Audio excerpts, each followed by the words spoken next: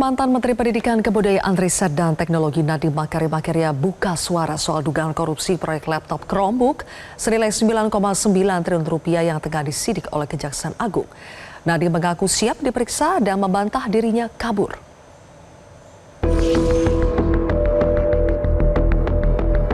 Saya tidak pernah menoleransi praktik korupsi dalam bentuk apapun. Saya mengajak masyarakat untuk tetap kritis, namun adil. Tidak terburu-buru dalam menarik kesimpulan. Diisukan menjadi buronan kasus dugaan korupsi pengadaan laptop Chromebook senilai 9,9 triliun rupiah di lingkungan Kementerian Pendidikan, Kebudayaan, Riset, dan Teknologi, Nadiem Makarim akhirnya muncul ke publik.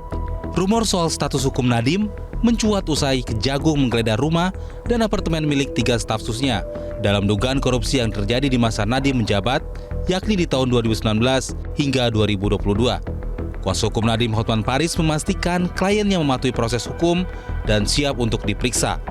Nadiem juga akan tetap tinggal di Indonesia dan disebut tidak berniat untuk kabur ke luar negeri. Dari kemarin Nadiem ada di Jakarta, dia siap setiap waktu untuk, dia udah bilang tadi kooperatif, bagaimana DPO, dia ada di sini, sehat walafiat.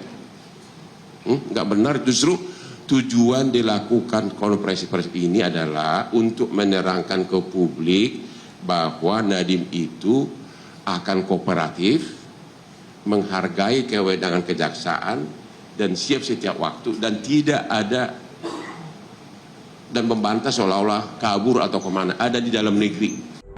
Dalam kesempatan itu, Nadiem menjelaskan pengadaan 1,1 juta unit laptop beserta modem 3G dan proyektor untuk lebih dari 77.000 sekolah dalam kurun waktu 4 tahun dilakukan demi mendukung pembelajaran jarak jauh.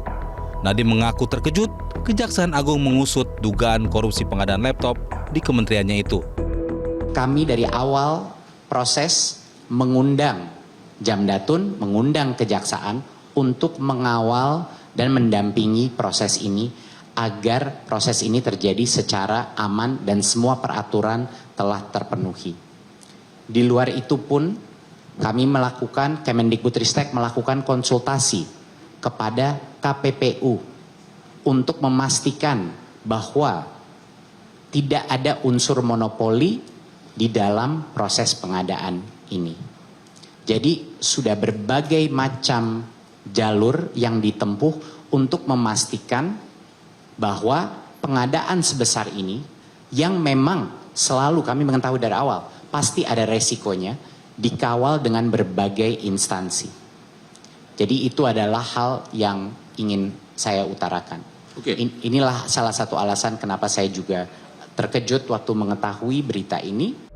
Sementara Kepala Pusat Penerangan Hukum Kejaksaan Agung Haris Siregar menyatakan penyidik masih fokus mengumpulkan bukti sebanyak mungkin untuk membuat terang tindak pidana tersebut. Harli menyebut pihaknya akan meneliti soal kejaksaan yang disebut turut memberikan pendampingan dalam proyek laptop Kemendikbudristek tersebut. Itu kita akan teliti ya, apakah memang dalam proses pengadaan Chromebook ini sudah melibatkan pihak-pihak termasuk pihak kami ya dalam memberikan pendapat hukumnya. Tapi yang perlu bahwa itu yang saya sampaikan, penyidik sekarang sedang fokus untuk melakukan penggalian terhadap bukti-bukti sebanyak mungkin.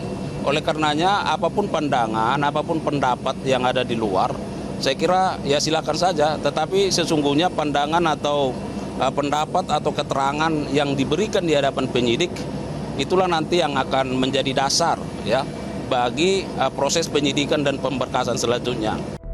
Harli menegaskan pemeriksaan terhadap ex-Mendikbudristek Nadiem Makarim sesuai kebutuhan penyidik. Ia meminta semua pihak untuk tidak berpolemik dan menghargai pandangan yang muncul di masyarakat. Yang jelas, menurut Harli, penyidik Kejaksaan Agung berpedoman pada bukti-bukti yang diperoleh dalam kasus itu. Tim Liputan Metro TV. Jelajahi cara baru mendapatkan informasi. Download Metro TV Extend sekarang.